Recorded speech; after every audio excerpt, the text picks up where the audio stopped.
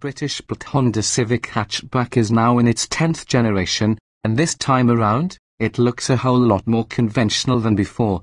It's enjoyed the largest single model development program in Honda's history, and unlike previous incarnations, it will be sold in essentially the same form around the globe. Interesting looks divide opinion. The Civic's relatively low roof and sporting body kit means it's not a car for shrinking violets. The front and rear bumpers are low and aggressively styled, while the sloping, fastback tailgate is more coupe than family hatchback.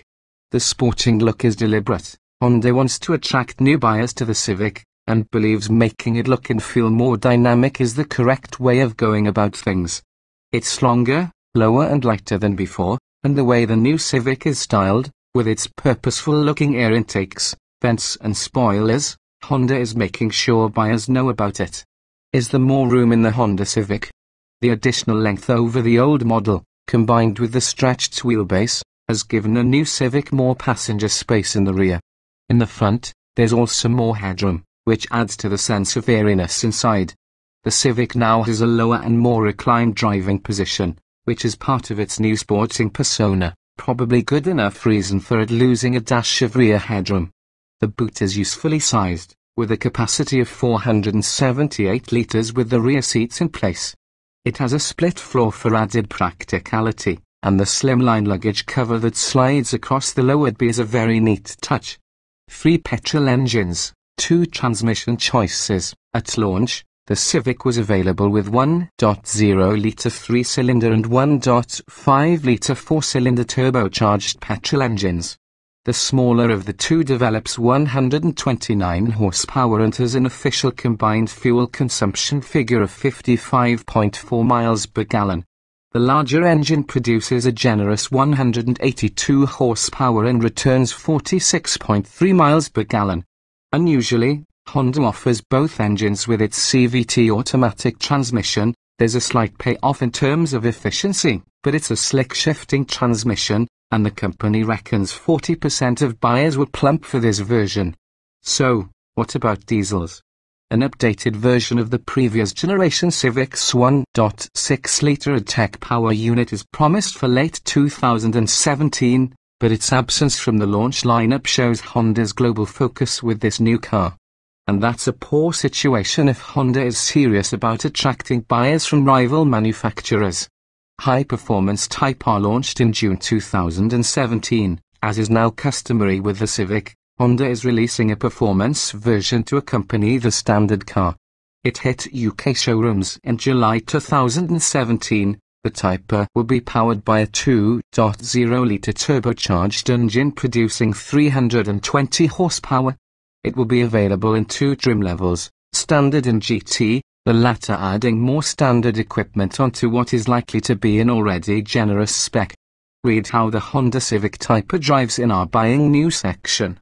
The Parker's verdict, compared with its main rivals, the Ford Focus, Vauxhall Astra and Volkswagen Golf, it is still a highly styled and unconventional-looking car, which makes it a good choice for those who want to stand out in a crowd. Don't let the new styling fool you into thinking that this Civic is any less interesting than before. It has a sophisticated engine lineup and uprated suspension.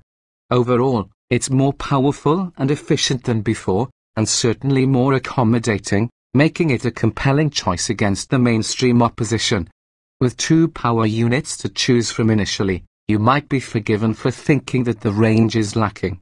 Not so. The 1.0-litre 129 PS VTEC turbo is a potent little thing, with huge attention paid to its cooling system and the efficiency of its turbocharger.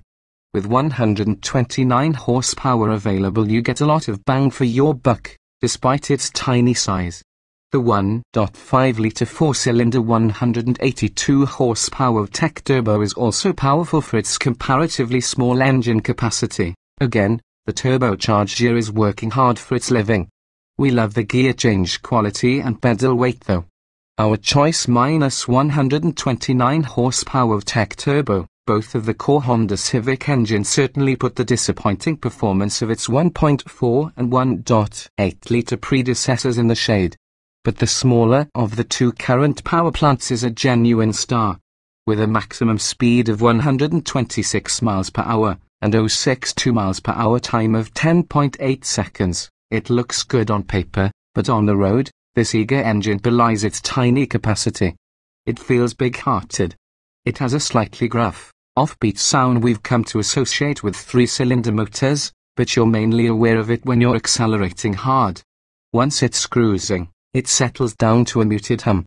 You will have to work it on hills or when fully loaded, and it can feel lacking compared with rival turbodiesels when asked to pull from low revs, but in reality, it's a minor niggle in day-to-day driving.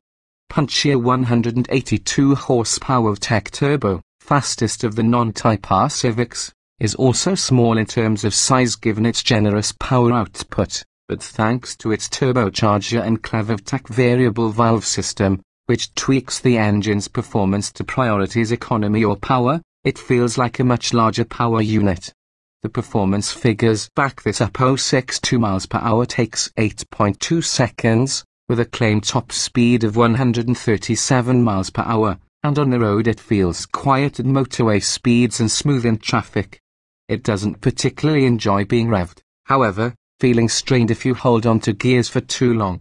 Despite this, it's the engine to go for if you're a high mileage driver or regularly load the car up. Automatic gearbox option. You might be forgiven for thinking that a 1.0-litre CVT automatic sounds like a recipe for daily misery, but it's actually a real gem. Honda has done great work retuning its CVT gearbox to work efficiently by keeping the engine spinning at its sweetest point halfway up the rev range.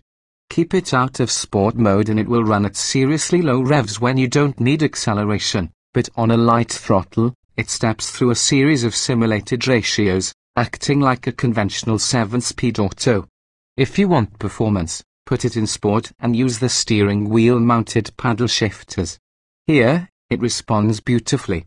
Overall, the CVT version works well as a package, and in daily use, it's actually preferable to the 6-speed manual version because it negates the small hole in the engine's power delivery. There are no appreciable differences in performance and fuel consumption figures, either. The 1.5-litre engine is also available in CVT automatic form, which also works well, with its simulated 7-speed setup, but bizarrely, its maximum speed drops by 10 miles per hour according to Honda's own figures.